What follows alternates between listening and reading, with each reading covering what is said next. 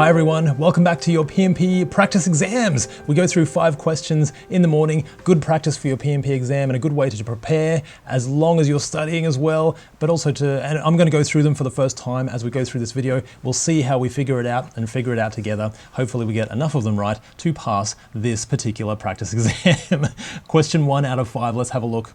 We've got costs can fluctuate during different phases of your project. Okay, great. Generally, over the life cycle of a project, the costs of changes to scope will increase. So as we're going along on our project, at the very beginning, the cost to change scope is super low because you haven't delivered anything yet.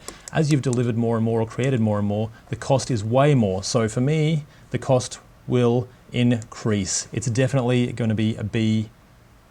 And this is just a red herring here. That's so don't worry about that one, I don't think.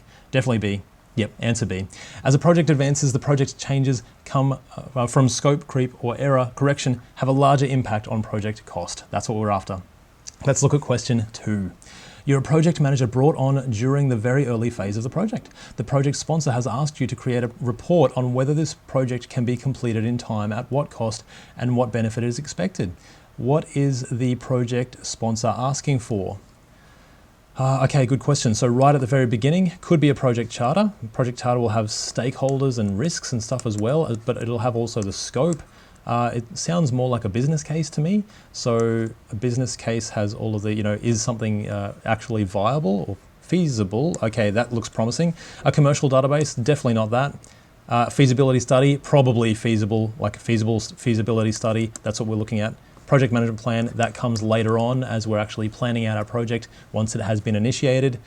For me, feasibility study comes before the project charter. So let's go with letter C as our answer. Okay, answer C. A feasibility study forms a part of the business case to determine whether a project is feasible or not. That's exactly what we're after. How did you guys go? Let's look at question 3. The future value is the value of today's sum of money at a specified date in the future. Future value of 14,000 invested for 5 years. So 14, we've got 5 years at an interest rate of 5%. Okay. Basically, we've got 14,000 times 1.05 times 1.05 times 1.05 times 1.05 times 1.05. 5 times. That's how we do our future value. Because it compounds on itself. So it's going to be more. We can't just go 1.25, although that would also be an easy way for us to figure that out. I can't do compounding in my head. So we've got 14,000. What's 25% of 14? So if we've got 5%, this is how I'll figure it out in my head. 5%, and we've got 5 years. So let's go 25% roughly, not including any compounding. 14,000 times, adding 25% to that. So 25% of 10,000 would be 2,500. Nice and easy round number. And 25% or a quarter of 4,000 would be 1,000. So we've got 1,000. So roughly 3,500 plus 14,000 is about 17,500. So something around 17,500. This one is probably going to be our closest. And then if you add a little bit extra for the compounding effect, that's probably going to be our guy. So let's go with answer C. Okay, great. That's good. And sometimes you just are able to look through these and see what actually makes sense based on us putting that money into the market, getting that return, and it compounding on itself, even with a basic calculation like I did there. So answer C. And here's the actual calculation for future value. It's present value, 14 times 1 plus interest rate, so 1.05 to the power of 5. So that's how they figure that out using an actual calculator, which is much better than the way I did it, but we still got roughly the same answer, which is great news. Let's look at question 4.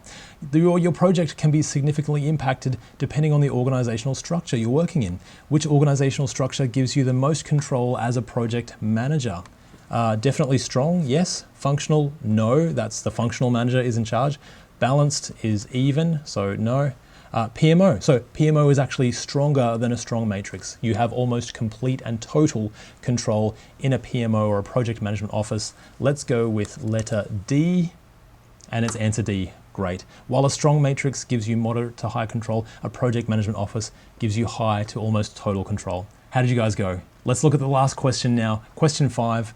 You're working on a project where you have to plan for your current software product and a software product in the same area to be released afterwards. Okay, what is your role in this situation? It sounds like we're doing 2 projects.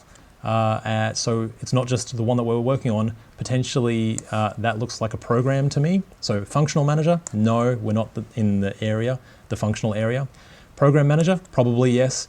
Production manager, definitely not. No, not in this case for a project. Project manager, I mean, potentially, but we're working on 2 or across 2 related projects. That is a program. Let's go with letter D. And it's B, sorry. Yeah, at least I wrote it there. There you go. Hopefully I don't do that on the actual exam. But answer B, a project manager oversees a group of related projects that are managed together rather than individually. How did you guys go? I hope you went well. And that's the last question. Keep practicing. I know you can do it. I absolutely believe in you for your PMP exam or your CAPM exam. Keep reading your study materials and keep practicing your practice exams. And I'll see you on the other side. Bye for now.